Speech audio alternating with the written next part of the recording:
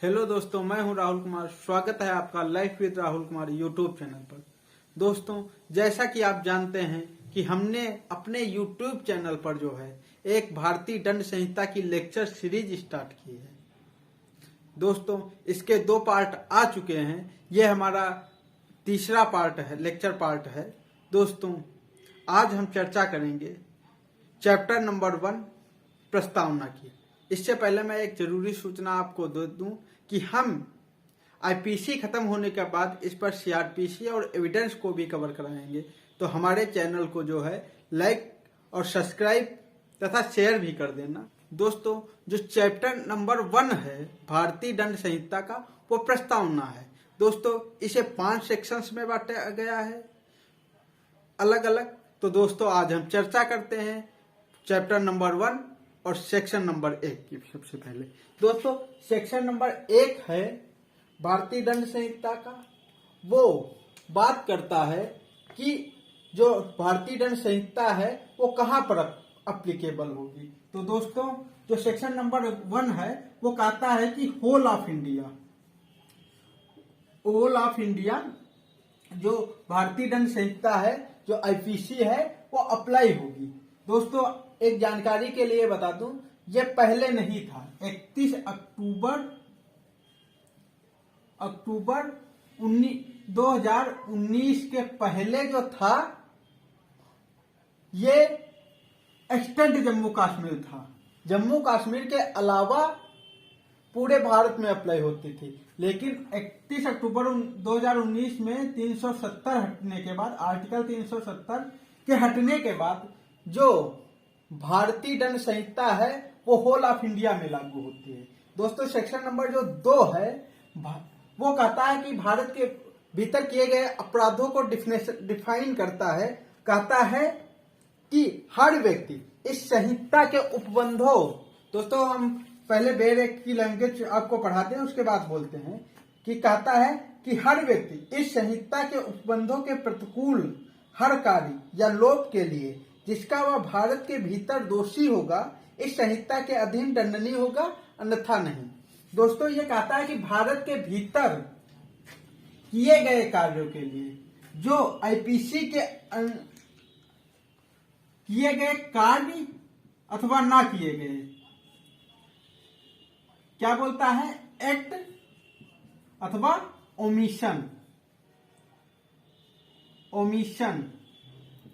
कोई भी एक्ट जो किया है जो इलीगल है, या ऐसा कर्तव्य जो आप बाउंड हैं करने के लिए, ऐसी ड्यूटी जो करने के लिए आप बाउंड हैं लेकिन वो नहीं करते हैं, तो आप इस एक्ट के तहत पनिशबल किए जाएंगे। अगर इस एक्ट में जो है भारतीय दंड संहिता में अगर नहीं दिया गया है और ऐसी कोई ड्यूटी या एक्ट परफॉर्म करते हो, इसके अंतर्गत भारतीय दंड संहिता के अंतर्गत दोषी नहीं उसमें हो, तो आप दोषी नहीं होगे, अन्यथा आप दंडित किए जाओगे, पनिशबल होगा।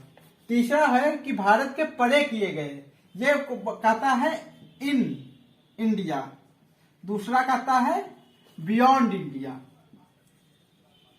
भारत के परे मतलब कि भारत के बाहर किए गए कार्यों के लिए आईपीसी क्या कहती है।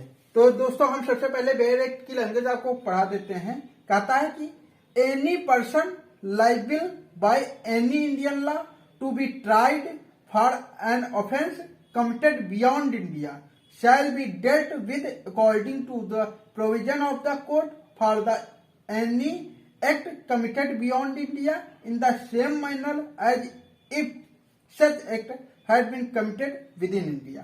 तो कहता है कि भारत से परे किए गए अपराध, भारत के बाहर किए गए अपराध के लिए जो कोई व्यक्ति किसी भारतीय विधि के अनुसार,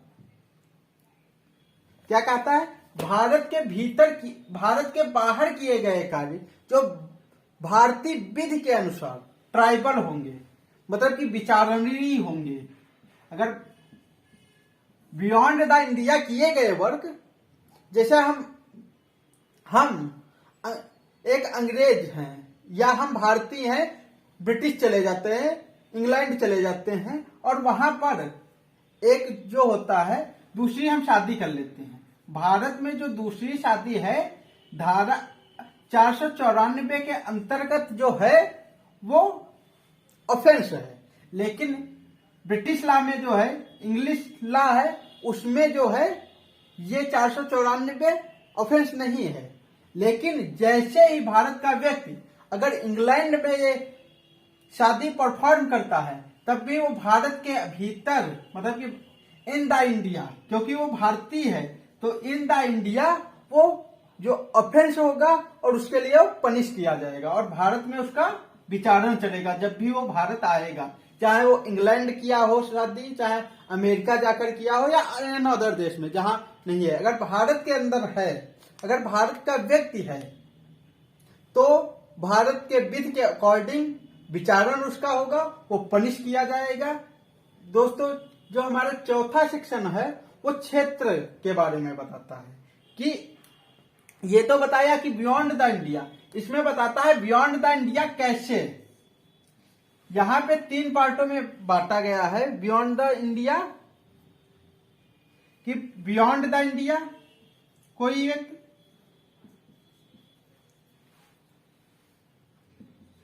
बियॉन्ड द इंडिया रजिस्ट्रीकृत पोत, रजिस्ट्रीकृत पोत, यान, हवाई जहाज वगैरह, या कोई भारत के बाहर कंप्यूटर स्रोत, कंप्यूटर, कैसे भी बियॉन्ड द इंडिया। देखो एक चीज मैं बता दूं, अगर भारत के बाहर कोई अपराध करता है तब अगर भारत का सिटीजन है, भारत का नागरिक है, तो भारत के अंदर वो पनिशबल होगा। जो आईपीसी के तहत अगर वो कोई अपराध करता है या सेक्शन 2 में जो डिफिनेशन है उसके तहत आता है। दोस्तों, रजिस्ट्रीकृत पोत, जैसे मैं एक एग्जांपल दे दूं कि दोनों लोग अंग्रेज हैं, इंग्लैंड के हैं, और जो पोत हवाई जहाज है या जो पोत है वो भारत में रजिस्टर्ड है, भारत में रजिस्टर्ड है, और उसकी यात्रा जो है भारत में रजिस्टर्ड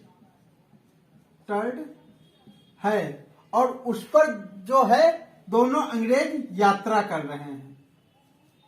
वो पोत जो होता है वो सिंगापुर पहुंच जाता है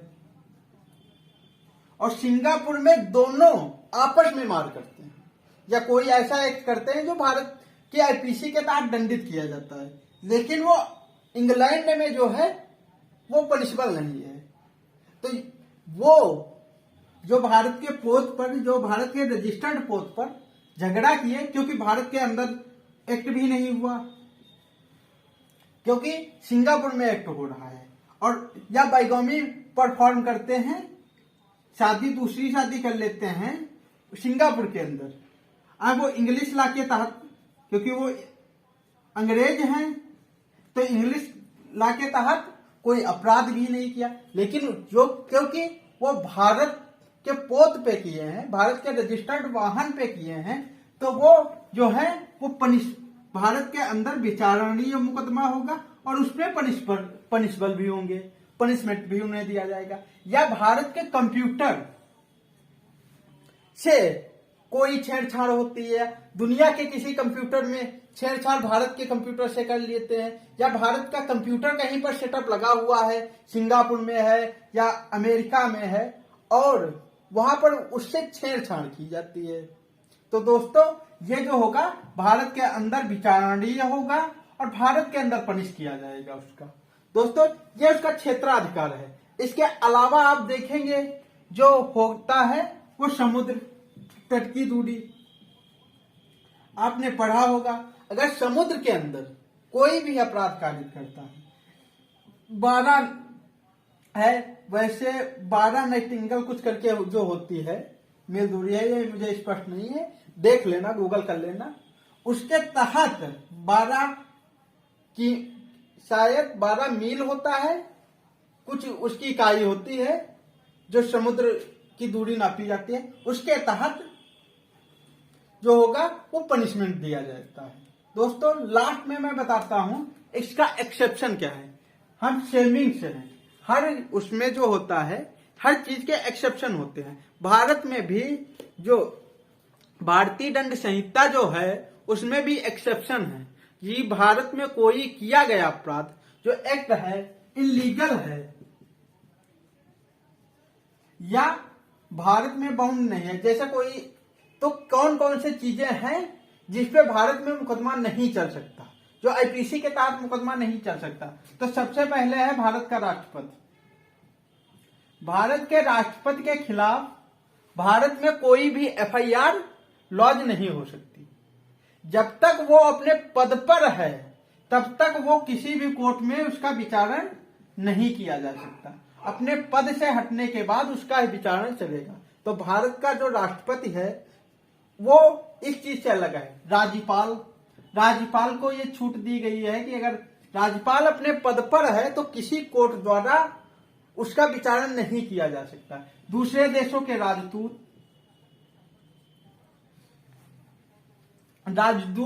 जो दूसरे देशों के होते हैं उन पर उनके वहां का लॉ अप्लाई होता है और वो भारत के अंतर्गत अगर कोई अपराध करते हैं जो अपने एरिया में, जैसे वो पैगोमी अपने जो शादी है दूसरी शादी परफॉर्म कर लिए कोई ब्रिटिश आदमी जो भारतीय दूतावास में नौकरी कर रहे हैं थे, तो भारत के अंदर वो किए, दूसरी शादी किए, लेकिन जो होगा भारत में विचारण नहीं होगा, उस पर ना ही पनिश किया जाएगा। और चौथा होता है किसी भी देश के सैनिक जो होते हैं उन्हें पनिश नहीं किया जा सकता। अगर युद्ध के समय कोई युद्धबंदी जो गिरफ्तार कर लिए जाते हैं उन पर कोर्ट मार्शल मतलब कि मार्शल लॉ अप्लाई होता है, आईपीसी उन पे अप्लाई नहीं होती है। तो दोस्तों इस प्रकार कुछ लोग एक्सेप्शन है जिन्हें छूट दी जाती है इस विशेष लॉ में। बाकी अगर भारत के अंदर कोई एक्ट या ओमिशन किया जाता है जो आईपीसी के तहत अपराध है या आईपीसी भारतीय दंड संहिता के साथ दोषी करार करता है तो आप उस धारा के अंतर्गत पनिशबल होंगे, आपको दंड मिलेगा, भारत में विचारण होगा। और भारत के बाहर और बियॉन्ड द स्टेट, अगर विदेश में भी आप कोई परफॉर्म करते हो, अगर भारत के नागरिक हो और विदेश में कोई कार्य करते हो और भारत के अंतर्गत वो पनिशबल है तो आप पर विचारण होगा और आप भारत में पनिश किए जाओगे।